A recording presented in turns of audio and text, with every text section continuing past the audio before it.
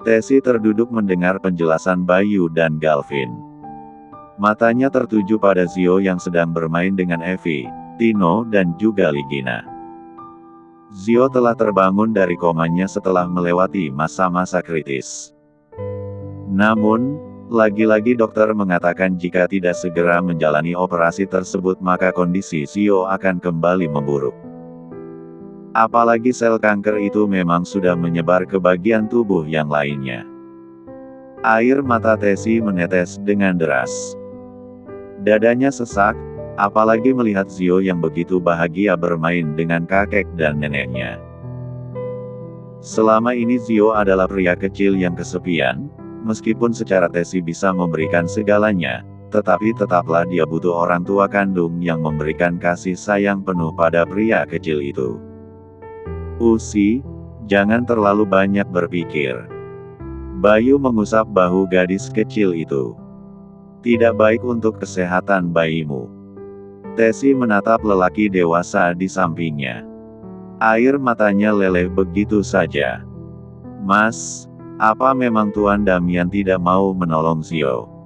Tanyanya. Kamu jangan pikirkan hal itu. Nanti Mas akan cari cara agar Damian mau mendonorkan tulang sumsumnya untuk Zio. Jawab Galvin tersenyum seraya menyeka air mata yang jatuh di pipi Tesi. Mas, jika memang Usi harus jadi pengganti Zio. Tidak apa-apa, Mas. Usi siap, asal Zio sembuh. Bagi Tesi, Zio adalah kebahagiaan dalam hidupnya. Tak peduli apa yang harus dia korbankan, dia ingin Zio sembuh dan tersenyum seperti dulu.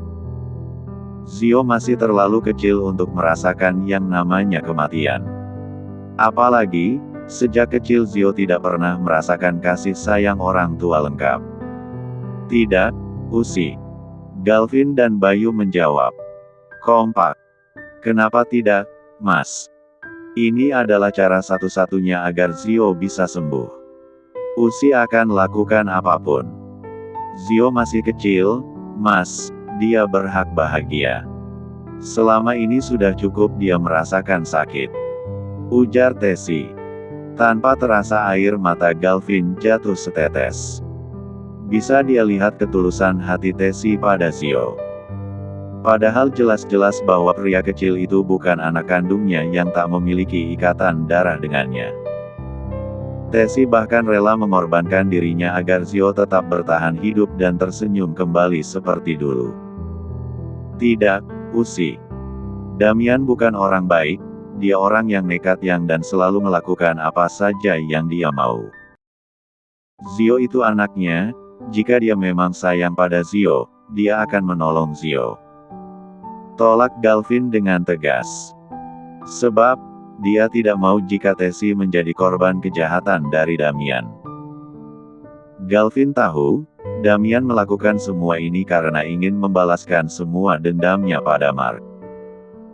Lelaki yang tak pernah puas itu pasti akan terus mencari cara untuk membuat Mark hancur sehancur-hancurnya. Bagaimana kalau Tuan Damian tidak menyayangi Zio? Bukankah dia tidak akan menyelamatkan Zio, Mas? Galvin sontak terdiam. Dia gelengkan kepalanya dengan tegas. Demi apapun, Galvin tidak rela jika Tesi harus jadi korban untuk yang kesekian kalinya. Apalagi kondisi gadis kecil ini masih hamil muda, seharusnya Tesi sedang menikmati masa mengidamnya. Namun, karena kondisi Zio, Tesi seolah tak punya waktu untuk dirinya sendiri. Tidak, Usi. Untuk kali ini Mas tidak izinkan. Kamu juga berhak bahagia, bukan kamu terus yang berkorban. Apalagi kamu sedang hamil. Kamu juga harus memikirkan kebahagiaan anak yang ada dalam kandungan kamu. Tolak Galvin. Tesi tersenyum, lalu mengenggam tangan Galvin. Mas, Zio itu jantung hatinya Usi. Tidak apa Usi berkorban untuk dia. Asal Zio sembuh dan hidup bahagia, Usi rela melakukan apa saja. Maka, Usi siap mengikuti permintaan Tuan Damian. Tesi menatap rumah mewah di depannya. Dada gadis itu berdebar kian kencang. Dia keluar dari mobil taksi yang dirinya tumpangi. Sejenak langkahnya terhenti, sembari memegang perutnya yang belum terlihat membuncit. Kita harus berjuang demi Kak Xiao, nak. Doain mami ya, ucapnya sembari menyeka air matanya. Tanpa sepengetahuan Galvin dan Bayu, Tesi nekat menemui Damian. Dia akan memohon bila perlu bersujud di depan lelaki itu agar mau menyelamatkan anaknya Xiao. Sebab, tak ada lagi yang bisa dirinya lakukan, sementara saat ini kondisi Xiao semakin memburuk. Maaf, Nona, Anda ingin bertemu dengan siapa? Tanya seorang pengawal yang berjaga di pagar rumah mewah itu. Usi ingin bertemu dengan Tuan Damian, Paman. Jawab Tesi sopan sembari membungkuk hormat. Kedua pengawal yang berada di sana saling melihat satu sama lain. Apa mereka tidak salah dengar ketika Tesi mengatakan ingin bertemu Damian? Apa Anda yakin, Nona? Tanya salah satu pengawal tersebut yang terlibat ragu.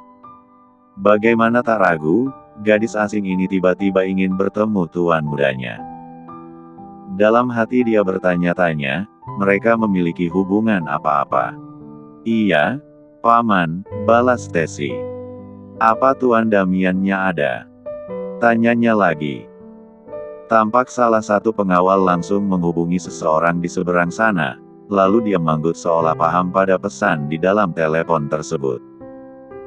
Baik, Nona, Anda dipersilakan masuk. Tuan sudah menunggu di dalam. Ucap keduanya membungkuk hormat. Tesi tersenyum hangat, sehingga membuat kedua pengawal itu terlihat canggung. Baru kali ini gadis dari tuan muda mereka itu terlihat ramah dan murah senyum. Biasanya wanita-wanita yang dibawa Damian, selalu saja sombong, angkuh dan suka semena-mena dengan kelas bawahan seperti pengawal. Tesi berjalan masuk, dia mengagumi rumah mewah bertingkat milik Damian, meskipun memang tidak semewah rumah Mark. Rumahnya besar banget. Seru Tesi. Aku sampai bingung, bagaimana cara membersihkannya. Gadis itu geleng-geleng kepala membayangkan bahwa dia akan membersihkan rumah sebesar ini seorang diri. Tesi menatap interior rumah itu, lagi-lagi. Dia berdecak kagum, apalagi model bangunan tersebut seperti di film-film barat yang dirinya tonton. Akhirnya kamu datang juga, gadis kecil. Hingga Tesi berjingkat kaget ketika mendengar suara menyambut kedatangannya. Tuan. Tesi tampak gugup, tangannya meremas tali tas selempang yang melingkar di tubuhnya. Damian tersenyum, menatap gadis imut itu dengan kagum. Ini pertama kalinya dia melihat Tesi, ternyata gadis ini benar-benar cantik. Aneh, wajahnya tidak sama seperti Tania dan bahkan sangat jauh berbeda. Tesi tampak gugup, terlihat saat dirinya menggigit bibir bawahnya. Padahal sudah lama menunggumu, tapi kamu baru datang. Damian terkekeh lucu, bagaimana Mark tak tergila-gila dengan istrinya. Tesi tidak hanya polos, tetapi juga lucu dan menggemaskan. Tesi menelan salivanya dengan susah payah. Keberanian yang sejak tadi dia kumpulkan mendadak hilang, tubuhnya kian panas dingin. Entah kenapa tatapan Damian seperti menarik dirinya masuk ke dalam dunia imajinasi lelaki itu. Ada perasaan aneh yang terasa menjalar ke seluruh tubuhnya. Entahlah, apa. Bisa saja itu disebabkan karena rasa takut yang terasa mencengkeram dalam dada. Silahkan duduk, gadis kecil.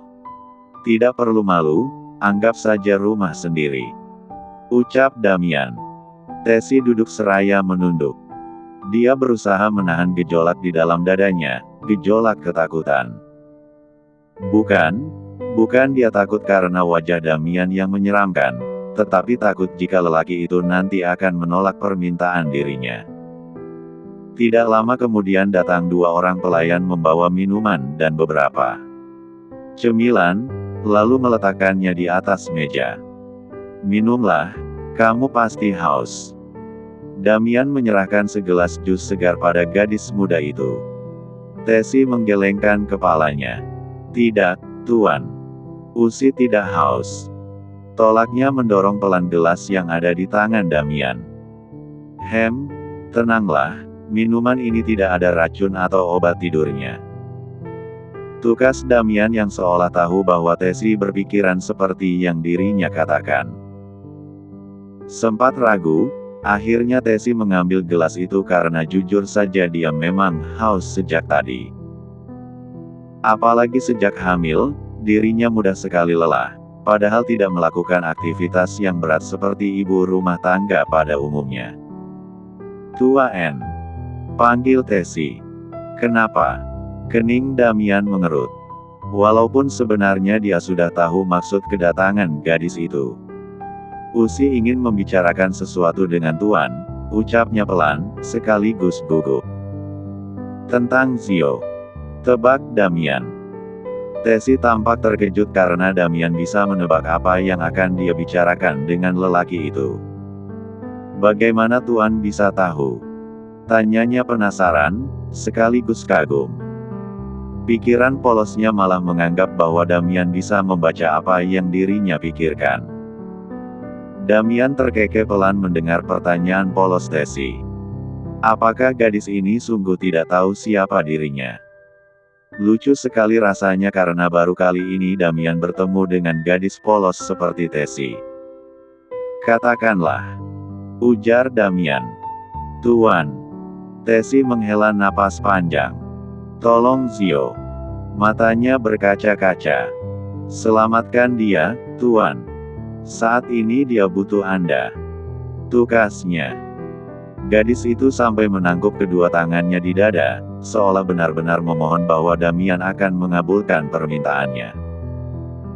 Damian menatap bola mata Tessy, terlihat bahwa gadis itu begitu tulus menyayangi putra yang selama ini dirinya abaikan. Tak bisa Damian pungkiri bahwa ada rasa haruiyah terselip di hatinya. Apalagi wajah Tessy seperti mengingatkannya pada seseorang. Kenapa aku harus menolongnya? Damian berusaha menyembunyikan raut wajah terharunya karena tidak mau dilihat oleh Tessy. Karena Zio anak Anda dan Kak Tania. Jawab Tessy. Usi tahu kalian tidak menginginkan Zio. Tapi, biarkan dia hidup bersama Usi, Tuan. Mohon Tessy. Usi akan lakukan apapun, agar Tuan mau mendonorkan tulang sumsum belakang untuk Zio. Pintanya lagi. Tanpa terasa air mata Tessy menetes membasahi pipinya. Sudah cukup selama ini penderitaan yang dialami oleh Zio, kenapa dia harus menderita sakit yang tidak seharusnya bersarang di dalam tubuhnya? Mark keluar dari mobil dengan langkah tergesa-gesa. Dia berjalan menelusuri koridor rumah sakit. Matanya tampak merah, bukan marah, tetapi sehabis menangis. Pada kenyataannya dia sungguh tidak mampu dan tidak sanggup terpisah dari istri kecilnya itu. Mark tak bohong bahwa Tessy telah berhasil mengusik kehidupannya. Mark juga tak bohong bahwa gadis itu mampu membuka hatinya yang sudah lama mati dan melupakan segala sakit hati yang terasa membunuh jantung hatinya. Mark langsung membuka ruangan pintu rawat inap Zio. Galvin dan Bayu yang berada di sana tampak terkejut. Sementara Ligina, Evie dan Tino pulang sebentar ke rumah untuk mengambil pakaian dan makanan. Galvin langsung berdiri menyambut kedatangan adik sepupunya itu. Papi. Sapa Zio tersenyum. Pria kecil itu sudah bangun dari komanya, meskipun kondisinya belum stabil. Di mana Usi? Tanya Mark tampak mencari keberadaan istrinya itu. Kenapa kamu mencari dia? Tanya Galvin sinis. Papi kali mami, iya. Sambung Zio. Mark sama sekali tidak menanggapi, entah kenapa sekarang dia merasa jijik ketika melihat Zio. Bukan benci pada Zio, tetapi membenci semua perbuatan Tania. Hal tersebut berhasil membuat raut wajah Zio sedih karena tak ditanggapi oleh lelaki yang dia rindukan sejak kemarin. Tidak lama kemudian Arga datang dengan tergesa-gesa dan napasnya juga tak beraturan. Mark menoleh ke arah asistennya itu. "Ada apa, Ga?" tanyanya. "Tuan, Nona kecil sedang menemui Tuan Damian sekarang." "Dek." Mark keluar dari mobil dengan wajah merah padam. Di belakangnya diikuti oleh Bayu dan Galvin yang tak hanya terlihat marah, tetapi juga khawatir dan panik. Saat mereka sampai di rumah Damian, mereka malah dihadang oleh anak buah lelaki itu. Namun, bukan Mark namanya jika tidak bisa lolos. Dia memberikan pukulan maut pada anak buah Damian yang menahan dirinya. Saat ini, Mark tengah panik karena istrinya berada di dalam sana. Lelaki itu melangkah masuk ke dalam rumah Damian. "Damian!" teriaknya. Damian dan Tesi yang masih tampak mengobrol serius, sontak saja menoleh ke arah lelaki yang baru saja datang itu. "Mas!" Tesi langsung berdiri melihat suaminya datang. Mark menghampiri dua orang itu, dia langsung mencengkeram tangan sang istri dengan erat. "Mas!" Tesi menatap suaminya. Mark masih melihat Damian yang tampak mengejek dirinya. Rivalnya itu ternyata tidak bosan mencari masalah dengan dirinya.